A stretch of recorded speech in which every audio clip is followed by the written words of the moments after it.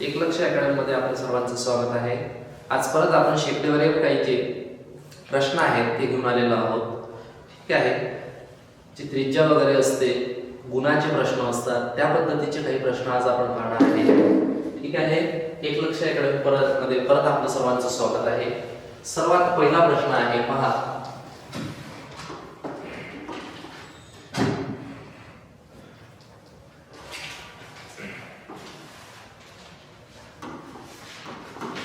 एका वर्तुळाची त्रिज्या 50% वाढली तर क्षेत्रफळ किती टक्क्याने वाढेल? एका वर्तुळाची जी त्रिज्या आहे ते किती टक्क्याने वाढलेली आहे? 50% वाढलेली आहे, तर क्षेत्रफळात किती टक्के वाढेल? वाढच होणार आहे। मग काय करायचं माहिती आहे काय? सर्वात आधी जी त्रिज्या दिली आहे तिची दुप्पट करून घ्यायची, म्हणजे 50 गुणिले 2 अधिक 50 चा वर्ग भागेला 100। आधी जी त्रिज्या आहे तिची दुप्पट केली, हे क्षेत्रफळ वाढत आहे कारण त्रिज्या वाढली आहे, म्हणून इथे चिन्ह प्लसचं आलं। मग आता पहा, 50 दुनी किती होतात? तर 50 दुनी झालेले आहेत 100 अधिक 50 गुणेला 50 भागेला 100 अशी मांडली आहे। आता पाहू आपण काय होते पुढे। हा शून्य कटला, एक कटला, आता दुसरा शून्य कटणार, हा पण कटला, 5 5 किती होते? 25। मग आता पहा जा आपल्या पुढे काय येते, इथं आहे 100 आणि हे 25, म्हणजे जे बेरीज होणार आहे 100 अधिक 25 बरोबर जी बेरीज येते ते येते 125। म्हणजे आपलं या प्रश्नाचं उत्तर जे असणार, या प्रश्नाचं उत्तर असेल आपलं 125। किती असेल?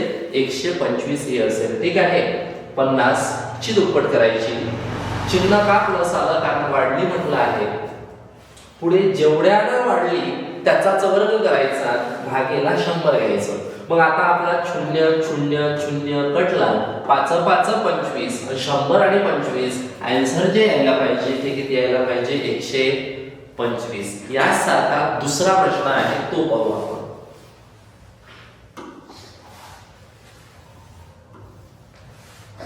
वाचून घ्या प्रश्न काय म्हटलेला आहे। एका वर्तुळाची त्रिज्या 10% वाढली तर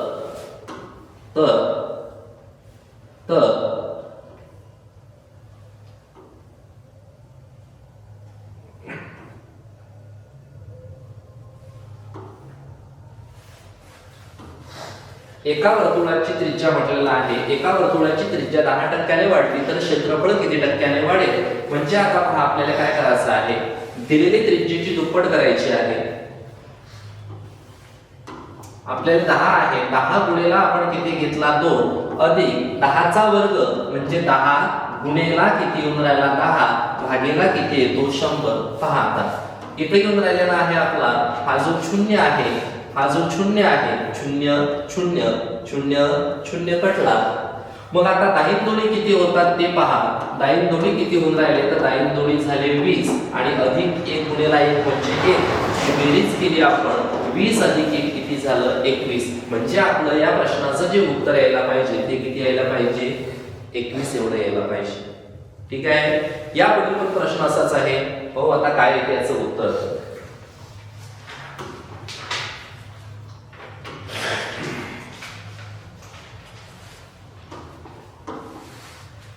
एका वर्तुळाची त्रिज्या 40% वाढवली तर क्षेत्रफळ किती टक्क्याने वाढेल? परत तेच, दिलेल्या त्रिज्येची दुप्पट करायची, 40 चा वर्ग करायचा आणि त्याच्या भागेला 100 करायचं। पहा मग आता काय म्हटलं आहे, 40 गुणेला केला आपण 2 अधिक त्याच संख्येचा वर्ग म्हणजे त्या संख्येची मांडणी किंवा गुणाकार 2 वेळा। 40 गुणेला किती येतो? 40 भागेला किती येतो आहे? 100। पहा मग आता 0 कटला, 0 हा पण कटला, 40 दोन्ही किती होऊन राहिले आहेत ते पहा। 40 दोन्ही जे झालेले आहेत 80 अधिक 4 चूक किती झाले? 16, तर 80 अधिक जे 16 होतात हे येते 96। म्हणजे या प्रश्नाचं जे उत्तर येणार ते 96 येणार। मग 96 म्हणजे जे ऑप्शन आहे आपला तो ऑप्शन नंबर तिसरा. ऑप्शन नंबर कोणता आहे ते तिसरा हे याचं उत्तर असेल. वाढली म्हणून प्लस आला, जर त्यानं कमी म्हटलं असतं इथं जर त्यानं कमी म्हटलं असतं तर कमीच्या ठिकाणी कोणचं आलं असतं मायनसचं चिन्ह आलं असतं. ठीक आहे. पुढचा क्वेश्चन जो कमी आहे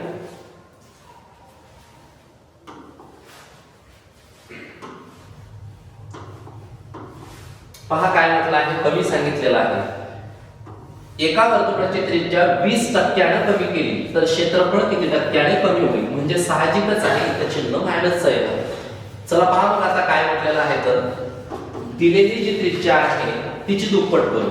20 गुणिले 2 आणि 20 चा वर्ग म्हणजे 20 गुणिले 20. पण इथं चिन्ह जे येणार ते मायनसचं येणार कारण कमी म्हटलं आहे. काय म्हटलेलं आहे त्याला आपल्याला कमी म्हटलेलं आहे कमी, म्हणून इथं जे चिन्ह येणार ते चिन्ह मायनसचं येणार.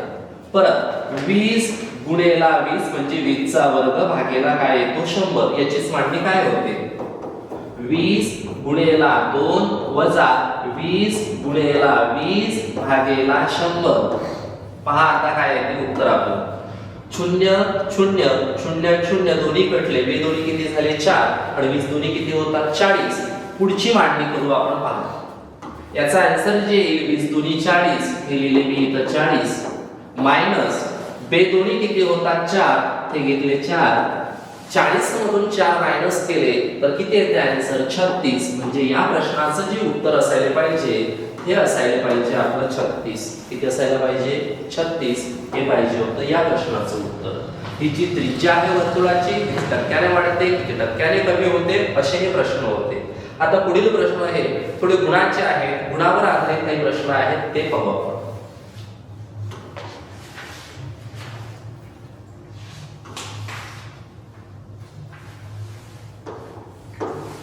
मी आधी सांगितलेलं आहे प्रश्न आधी व्यवस्थित वाचावा लागेल तरच त्याचं उत्तर योग्य येते, नाहीतर आपलं चुकू शकते. आता जे म्हटलं आहे प्रश्नात ते आपण पाहू. रामूला एका परीक्षेत 32% गुण मिळाले. तो 12 गुणांनी नापास झाला 32% गुण मिळून. रघु दुसरा व्यक्ती आहे. रघु त्याच परीक्षेत 26% गुण मिळवून 30 गुणांनी नापास झाला तर परीक्षा किती गुणाची होती.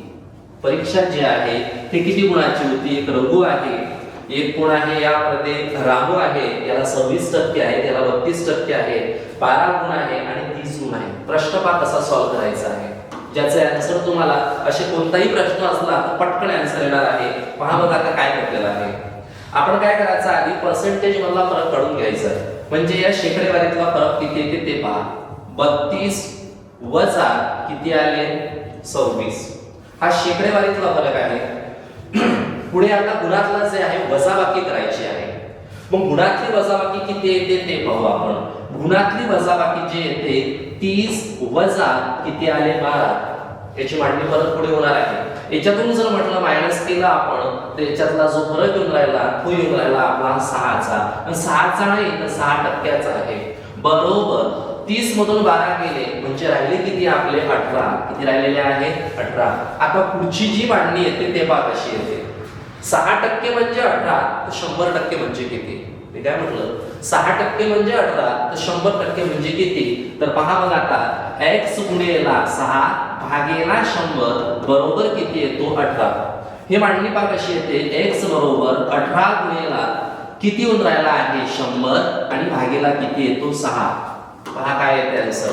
6 1 6 sin 3 18 आणि 100 गुणिले जर 3 केलं 100 गुणिले जर 3 केलं तर आपलं उत्तर यायला पाहिजे 300. म्हणजे परीक्षा किती गुणाची होती तर परीक्षा 300 गुणाची होती. किती गुणाची होती 300. 6 1 6 sin 3 18 आणि 100 गुणिले 3 म्हटलं तर आन्सर किती येते 300 यायला पाहिजे. पण ऑप्शन नंबर जो आहे पहिला आहे हे उत्तर याचं असायला पाहिजे.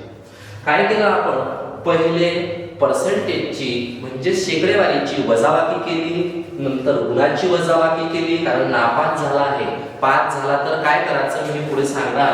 आता इथं मायनस केलं तर 18 आले. 6% म्हणजे 18 तर 100 म्हणजे किती तर 100 म्हणजे किती होतात 300. म्हणजे आपल्याला याचं आन्सर पाहिजे होतं 300.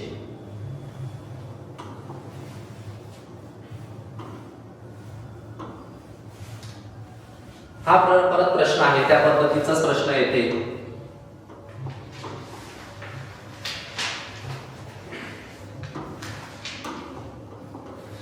ए ला एका परीक्षेत 25% गुण आहेत, 25% आणि 35 गुणांनी नापास झाला. बी ला 29% गुण आहेत, टक्के गुण मिळाले आहेत, त्याला 23 गुणांनी नापास झाला. तर परीक्षा किती गुणाची होती? परत तेच पर्सेंटेज मधला फरक काढा. मग पर्सेंटेज मधला फरक किती येते ते पाहू आपण. मग किती येऊन राहिला आहे पहा, 29 वजा 25 आणि गुणातला पण फरक काढावा लागते, नापास आहे म्हणून. मग आता पाहिजे इथं म्हटलेलं आहे 35 वजा किती घेतले 23. आता हे जर वजाबाकी केली तर आपले येतात 4% आणि इकडे गुण येतात आपले किती 12. किती येऊन राहिले आहेत 12. 4% म्हणजे 12, तर 100 म्हणजे किती, तर ते पाहू आता आपण काय येते. x म्हणजे कारण आपल्याला परीक्षाच माहित नाही किती गुणाची होती. x चे 4% भागेला 100 बरोबर 12. तर आता जी ही पुढची मांडणी आहे ते कशी येते पहाजा. हा जो 100 आहे या 12 सोबत गुणेला झाला म्हणजे x बरोबर 12 गुणेला 100 आणि भागेला जो वर गुणेला आहे तो भागेला 4 गेला. आता पाहिजे काय होते, भाग जातो 4 1 4 4 3 12. 3 गुणेला 100 जर म्हटलं तर आपला आन्सर येते 300. किती येते 300. याही प्रश्नाचं उत्तर काय आलेलं आहे 300. हे आपल्याला पाहिजे होतं की परीक्षा किती गुणाची आहे, तर परीक्षा एकूण 300 गुणाची आहे.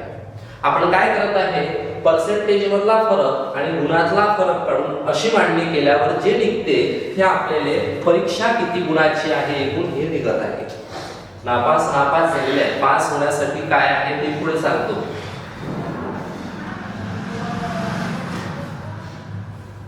हा आता प्रश्न काय म्हटलेला आहे, एका विद्यार्थ्याला 30% मार्क्स मिळाले व तो 20 मार्कांनी नापास झाला. दुसऱ्याला 35% मार्क्स मिळाले तेव्हा त्याला पास होण्यासाठी लागणाऱ्या मार्क्स पेक्षा 10 मार्क्स जास्त आहे. प्रश्न बदलला. बघा नापास असं होतं. आता पास हा विषय आला आणि आता जर हा पास विषय आला तर कसं करायचं ते पहा. आता आपण पाहणार आहे कसा टक्केवारीतला फरकच काढायचा आहे. टक्केवारीतला फरक किती येते तुम्ही पहा. इथं आहे 30, इथे आहे 35. 30 आणि 35 मधला फरक किती 5 चा. मग इथं लिहिलं मी 35 आणि किती आहे 30 बरोबर. आता इथं जे आहे इथं एक शब्द आहे राजा की होणाऱ्या मार्क्स पेक्षा 10 मार्क्स त्याला काय मिळाले जास्त, कमी नाही जास्त मिळाले. म्हणून आता इथं आपल्याला गुणाची बेरीज करावी लागते. मग इथं आहे 20 अधिक किती केले 10. 20 आणि 10 किती होऊन राहिले पाहिजे. आणि हे टक्केवारीतला फरक होय 35 आणि 30. मग तुम्ही सांगा इथं मी 35 मधून 30 जर मायनस केले तर 5% राहिले. किती टक्के राहिले 5. x गुणेला 5 भागेला 100 बरोबर 20 अधिक 10 किती झाले आपले 30 बरोबर आहे. मग आता पुढे उत्तर काय येते ते पाहू आपण. हा 100 खाली आहे तर गुणेला जाणार म्हणजे x बरोबर 30 गुणेला 100 आणि भागेला जो येते तो येते आपला 5. 5% फरक आहे. इथं आपण बेरीज केली कारण त्या व्यक्तीला पास होण्यापेक्षा 10 गुण जास्त मिळाले, कमी नाही. मग आता आपल्याला भाग द्यायचा आहे. बोला 5 1 5 5 30 आणि 6 गुणेला जर 100 म्हटलं तर आपला आन्सर येते किती 600. किती येते 600. या प्रश्नाचं उत्तर पाहिजे होतं आपल्याला 600. किती गुणाची परीक्षा आहे तर ती परीक्षा आहे 600 गुणाची. किती गुणाची 600. असाच एक पुढचा प्रश्न आहे तो पाहू आपण.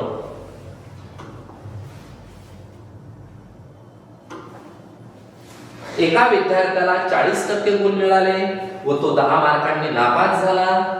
दुसऱ्याला 45 मिळाले तेव्हा त्याला पास होणाऱ्या गुणापेक्षा मार्क्स पेक्षा 15 मार्क्स जास्त मिळाले. म्हणजे बेरीज करावी लागेल गुणाची आणि टक्केवारीतला फरक. तर परीक्षा किती गुणाची असेल हा एक प्रश्न आहे.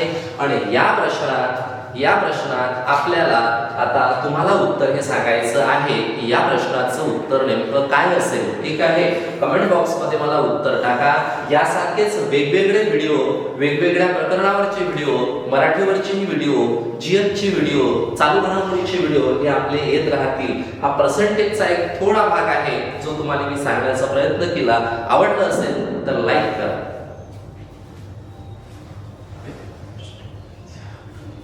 स्टॉप करू.